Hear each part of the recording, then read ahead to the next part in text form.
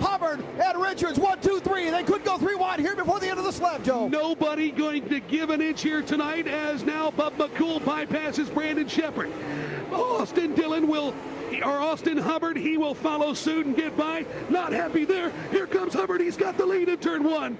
McCool goes back down, tries to dish it back out. Now finally Hubbard, a little bit of horsepower down to the ground, breaks out. He still has a lap car of Garvin ahead of him. Oh my, look at Austin Hubbard steering his way around the slow traffic. He just shot to the right side of John Garvin, and now he solidifies the lead into turn 1. But McCool still right second. Third still the Rocket Man in turn 2. Scott Bloomquist, I got a feeling here Joey is going to deal himself into this card game really quick as he's running in 4th right now. Back there it's still Shane Clanton running in 5th, and then of course Don O'Neill.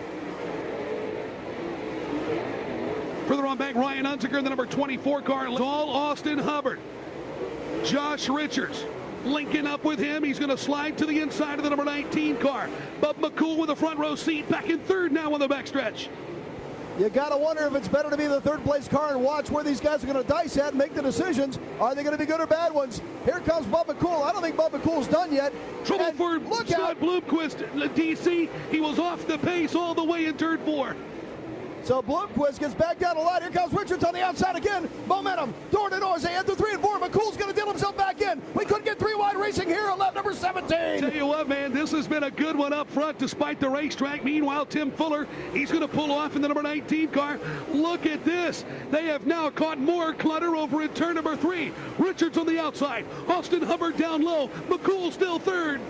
Richards gets caught behind Brian Reese. That allows Hubbard a little bit of life, so he goes back to life again, and he has clean air now to work with. Richards gets tabbed by McCool. McCool with some tin hanging off that number 57 car. Yeah, he's got problems on the left front right now, but that's not going to stop him a bit. He hasn't missed a beat. Meanwhile, more trouble. Larry White will take the Gypsum Express number 99 off the racetrack here on lap number 19. Up front, Austin Hubbard has been in control of this one. Josh Richards still the man in the mirror over in turn 4. We got a hockey game going on here, folks, as we come up on the halfway point. 20 down. Johnny Moran over in turn number 3. Josh Richards, he's going to take the escort, keeps the car right on the bottom in turn 4. Hubbard to the outside. There we go. We're coming up on the halfway point. 1 lap to go to call it halfway and cross flags to the outside of the 1 car. Hubbard off. Run away and hide, though. Puts Clint Smith and John Lobb in between him and Richards in turn 4. Hubbard has run like a smooth criminal so far. He has blocked every punch that Josh Richards has thrown. Nothing doing. 4th ahead of Bloomquist, so he might pull into the game pretty quick here. Austin Hubbard going to work on Brandon Shepard over in turn number 4. Shepard down on the bottom, Hubbard up high. Negotiating turn 4 perfectly. Trouble in turn 4. Neal went in and he cuts down a tire. Here we go. We'll find out in 20 laps. Green flag out. 3 wide back for the 6th spot. Jonathan Davenport, Ryan Unziker, they're able to sort that out back there with Don O'Neill.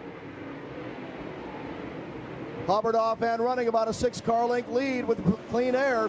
Looking pretty tough right now as he rolls through 1 and 2. Maneuvering just fine. McCool looks to the inside of Richards. Richards bouncing around a little bit. O'Neill on the comeback trail in turn number 1.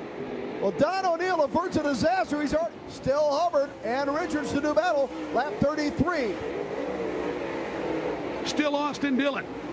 Can he get this one done without encountering any more Slowly 1 car at a time to have to pass. He can make the right decision. It's not 2 or 3 bouncing around in front of him right now. That's exactly right. Josh Richards seems to have been kind of satisfied for 2nd right now, settling for that 2nd spot. Maybe clipping off maybe a half a car length per lap. But is there enough time with 10 to go now for Austin Hubbard? 4 laps to go for Hubbard. Richards follows. Here comes the lap car of Brad Need for Hubbard. Bouncing around, and just as we say that, he has some damage on the car. Bad break for Austin Hubbard. My, what a difference a moment can make in dirt late model racing. And now Josh Richards has a flat tire. Richards with trouble as well, the right rear down. We had a good car all night. We were fast in practice, won our heat. Track was junk all night. This place is usually racy, but I don't know. The track was pretty crappy all night, and we go to the feature, and we had a driver's meeting. They said they were going to do some changes so they could make the race a little shorter, a little safer for everybody. And I guess they decided between, I don't know, whoever, they decided that they were just going to run 50 laps and tell no one about it. Not real sure where they got that from.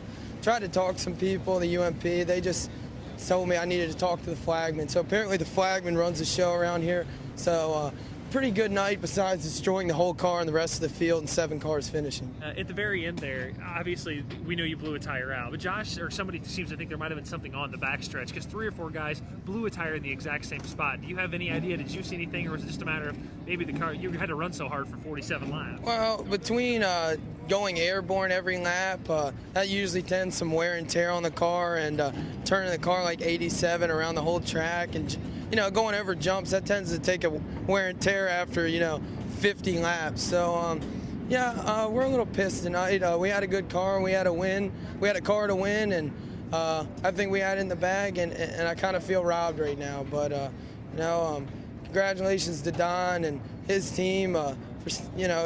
They made it. It was survival of the fittest, and apparently we weren't the fittest tonight. I asked Josh this too. Is there such a thing as driving the car too hard there at the end? I mean, you kind of had to, though, didn't you, to get through the holes? Could you save that tire at all? I don't think it was like a tire wear blowout type deal. I looked at the tire. It was still all right. I mean, obviously there's a point to which you can run these cars, but we were definitely on the threshold of that tonight. But I don't know. Everything else seemed to work all right. I'm not really sure. Take me into that battle with you and Bub and Josh. That was probably 25 of the craziest laps I've seen in a long, long time in a dirt late model race. You're in the cockpit of the 19. What are you trying to do during that skirmish? All I could see was that Bub was between me and winning the race, and I knew we were pretty good. And I saw Josh a couple times, but I had my eyes on the front, and we got there, and apparently from what I heard we were pretty good, and just didn't work out.